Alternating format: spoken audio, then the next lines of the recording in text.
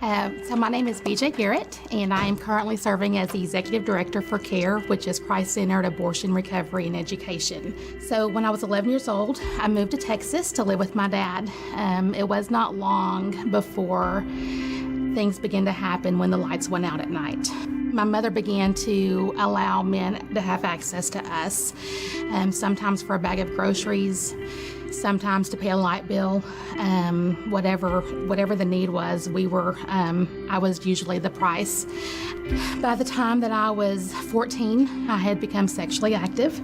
I was pregnant at 15, and I actually had my first daughter 5 days after I turned 15. I did get married. My mother surprised me for my birthday and signed me over to my husband, and he was such a good catch, and he had no job and no car and no ambition. I ended up pregnant again with another relationship.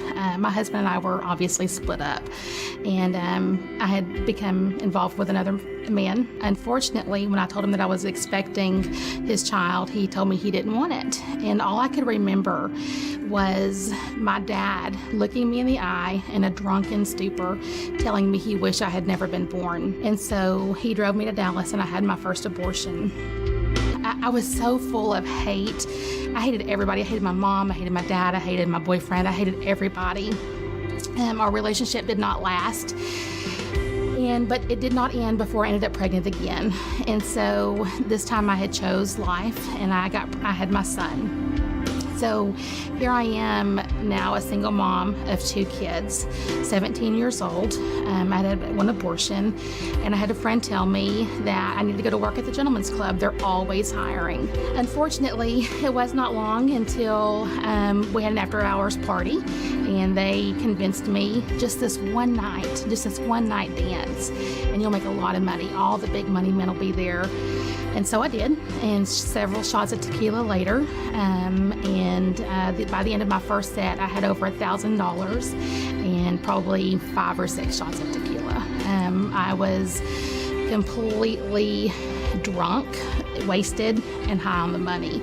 And from that day forward, I didn't waitress again. Every dollar, every song, every set, a little bit more of me just went away. And I became this cold-hearted, mean, empty person. I got involved with one of my customers, which is something I would always say I would never do. And I ended up pregnant again. And this time I never even told him. I just called up a friend and said, I need to go to Dallas.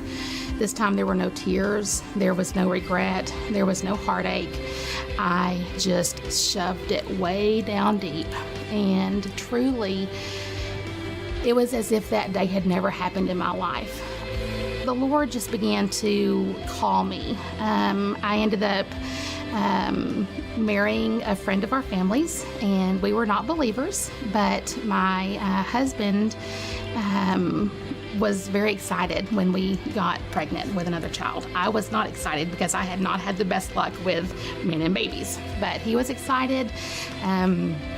So I chose life, and now we have altogether 3 children. I don't even know how we managed the first few years, but God, He had a plan. It was not long before I was going to seminary and teaching youth. I did student ministry for several years. We served in singles ministry, single adult ministry, and the Lord just began to rapidly work in our lives. So here I am, I'm serving on staff at my church, and I get introduced to this new ministry called CARE.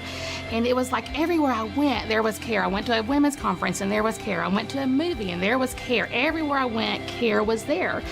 And so I was, by this point, serving in women's ministry. I'm like, I gotta get involved with this ministry because they're everywhere. Obviously, the Lord's trying to get a hold of me. As He has just completely brought this full circle, I am leading this ministry, helping other men and women who are suffering from the choice of abortion. Now it is my full-time job to help draw you out of that pain and out of that desperation, and to help lead you to the cross where you can truly get the healing that He wants you to have. He wants you to be free. God's word says He wants you to be free, and He wants those chains of that bondage and that sin to be taken completely out of your life.